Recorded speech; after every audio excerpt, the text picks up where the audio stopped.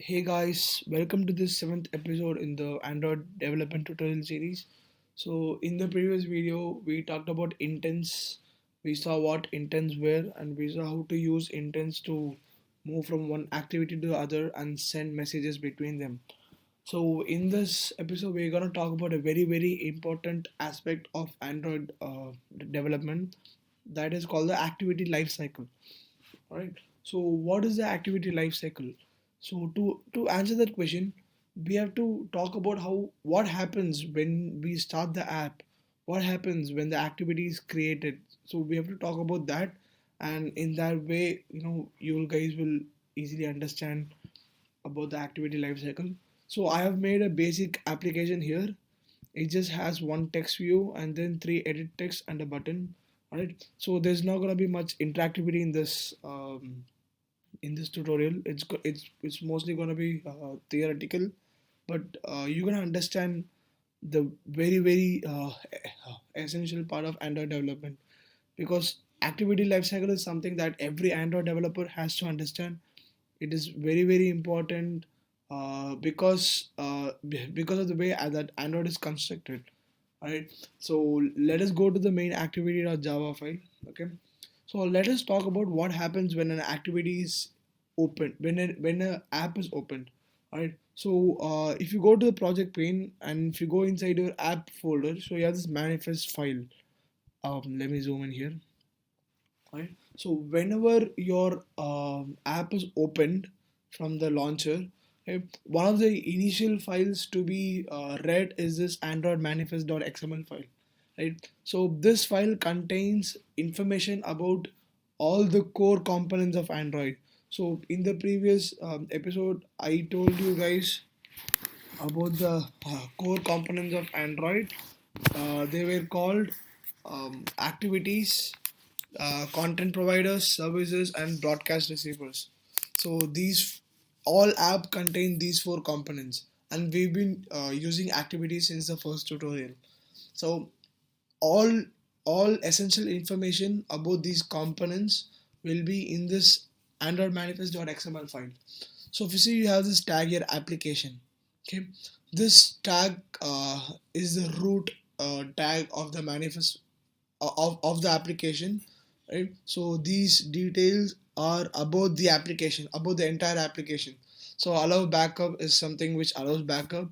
This icon, so this is the path where the icon for the app is stored. So whenever your app is installed, this icon will be displayed as the icon. This label field is what the name of the app will be in the launcher. And there are some more properties, we'll talk about those later. And if you see here, you have this other tag inside the application tag called activity.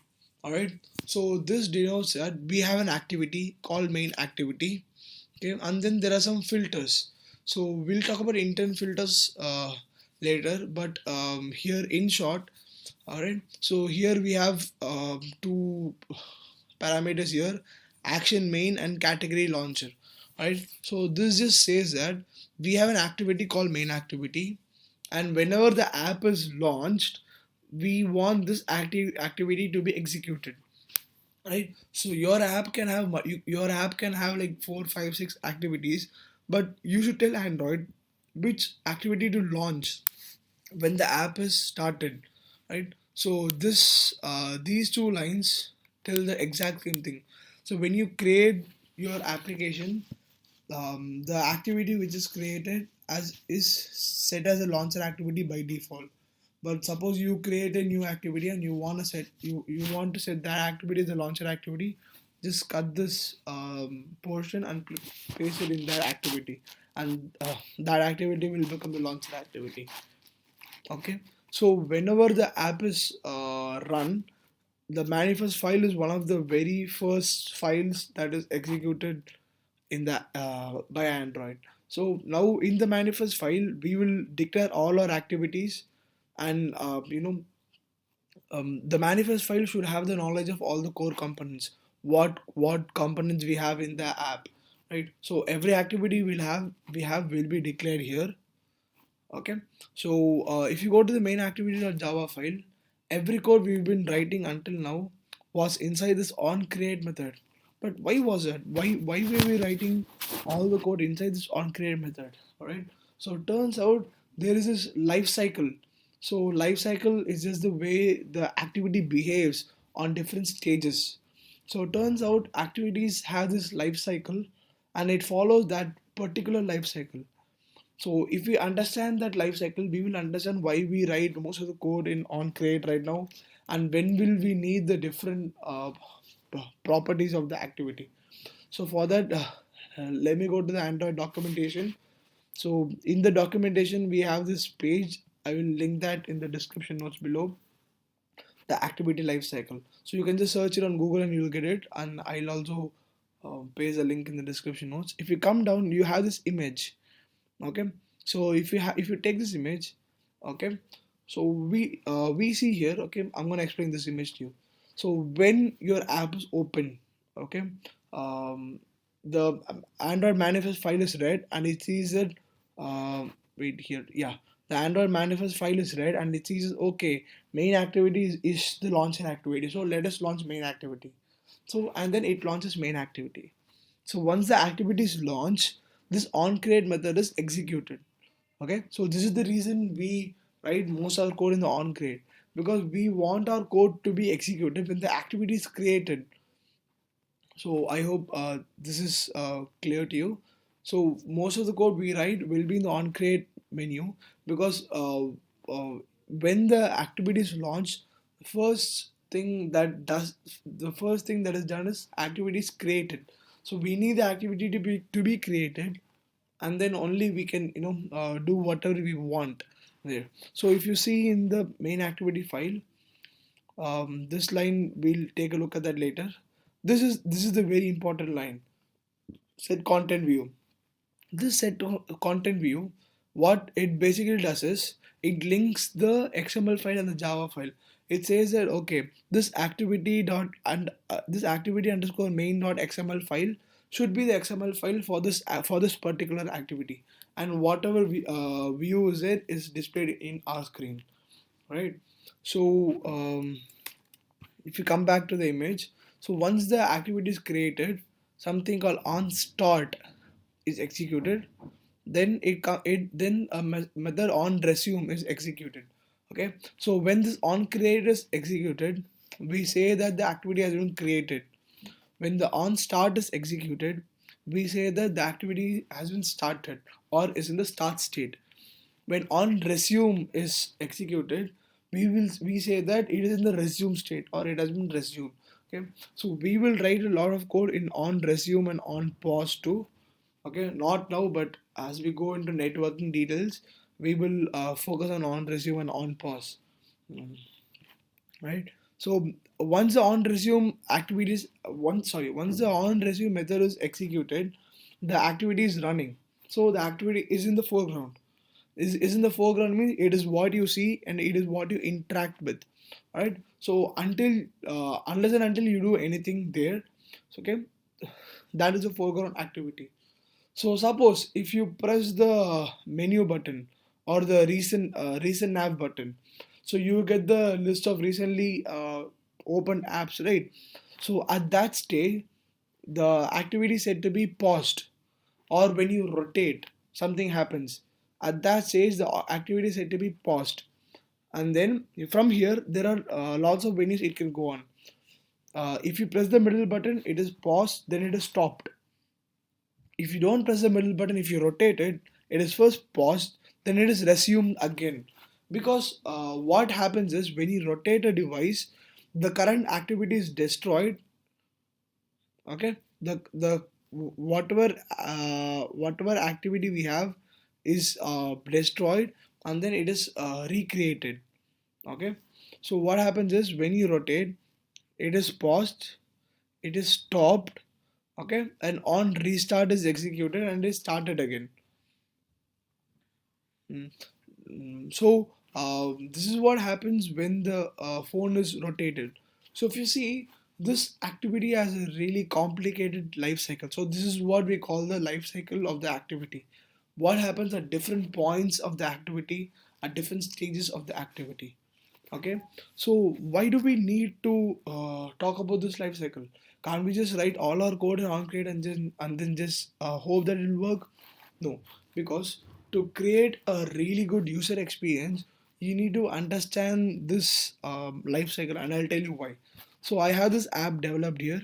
So let me enlarge it. Okay, so it just has three edit text and a button. Okay, so I'm gonna fill some random Sriram age something and address to be ABC 21DEF.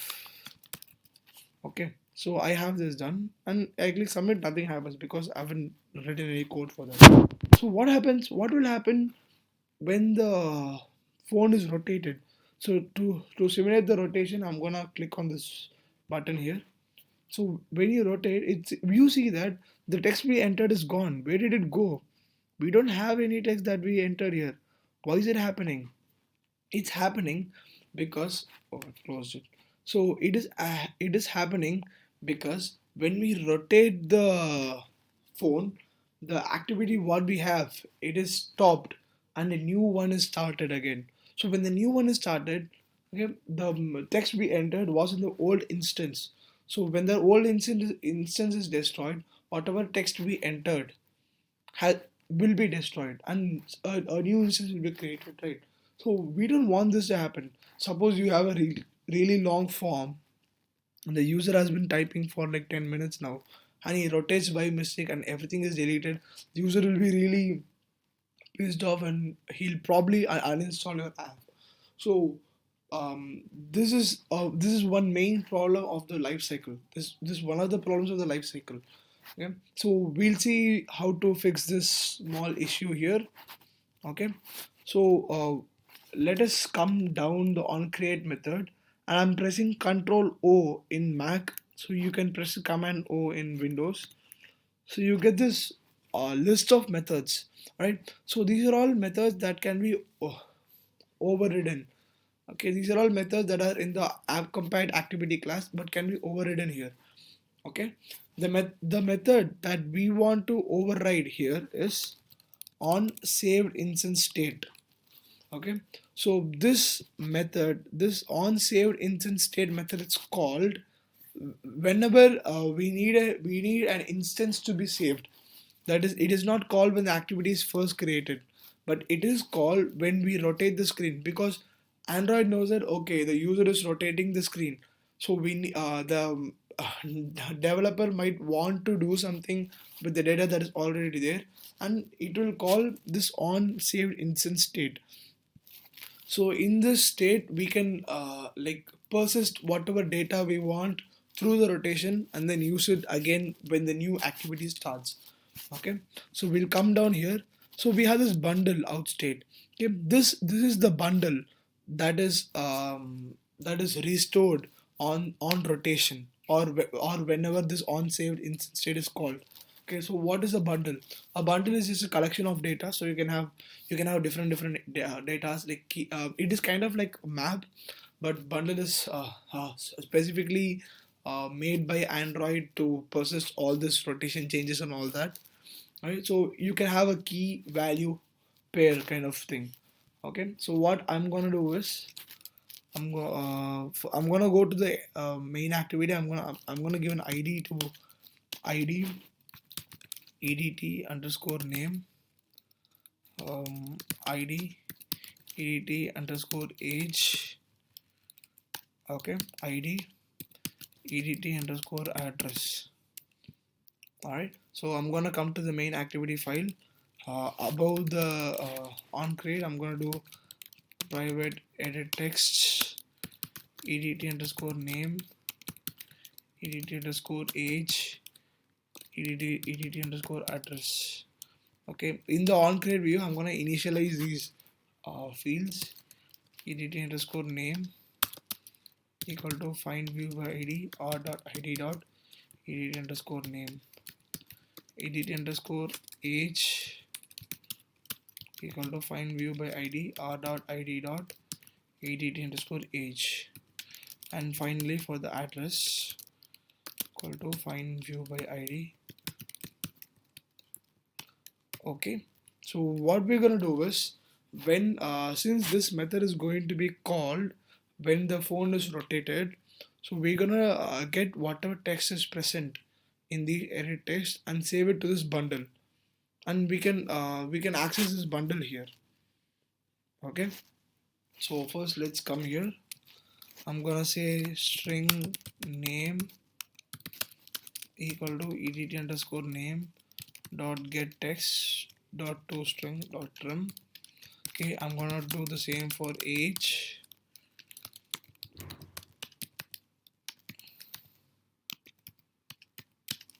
and the same for address equal to edt underscore address dot get text dot toString dot trim. Okay, and what I'm gonna do is I'm gonna save these values to this bundle. Right, so in a realistic app, when you're developing for the users, you have to check if there is something to be saved. Right, if there's nothing to be saved, there's no point in saving it.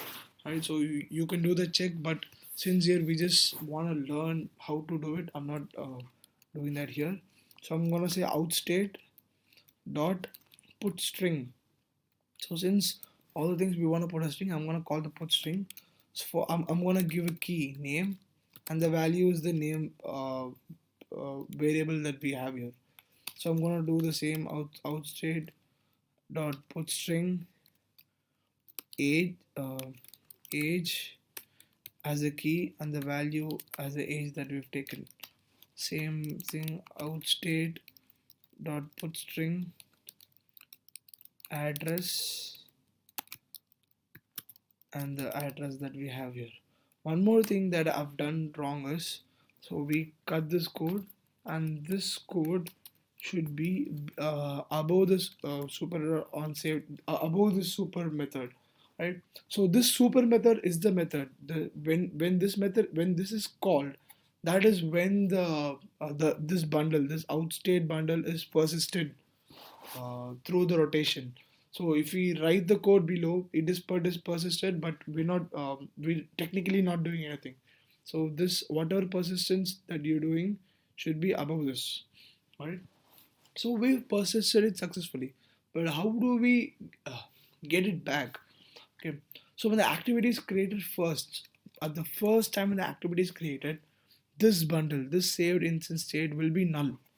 Okay, but when on rotation or something, when the activity is created due to any other circumstance, this saved instance state will not be null, and we use that as our key. So what I do it, if saved instance state is not null, if it's not null, so what we do, we get the values and we put it to the edit text. So that's basically what we do here. This method is called when you want to save something, and here you check if there is any saved instance state. If there is any save if there is any saved instance state, then it will not be null, there will be something. So we check if it's not null. Okay, so we get the string name here equal to saved instance state dot get string, and we pass the key name. Same way we get the age equal to dot get string age string address equal to saved instance state dot get string address. Okay, so make sure the key here and the key here is the same. Okay, so they have to be the same, otherwise your app will crash. Okay, and what we do is edt name set text to be name, and edt age dot set text to be age, edt address dot set text to be address. Alright, so let us run the app now. So I hope you have a very basic overview of the activity lifecycle and how to save data when the device is rotated. Right, so let this run. Activity lifecycle is very important for you guys to learn. I hope you understand why it is important at this point. And so our app is finished installing, and if I go here, okay, I have some text views.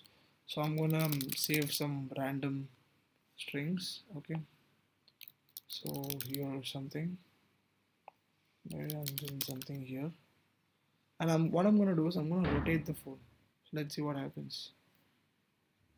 It's a little slow, but oh yeah. So I'm gonna rotate it again. See what happens. See, this it is persistent, right? So I'm gonna rotate it again. See, the data we have is persistent because at first when the activity is created we had nothing, so there was no saved instance, so that is why we had no the edit text were empty.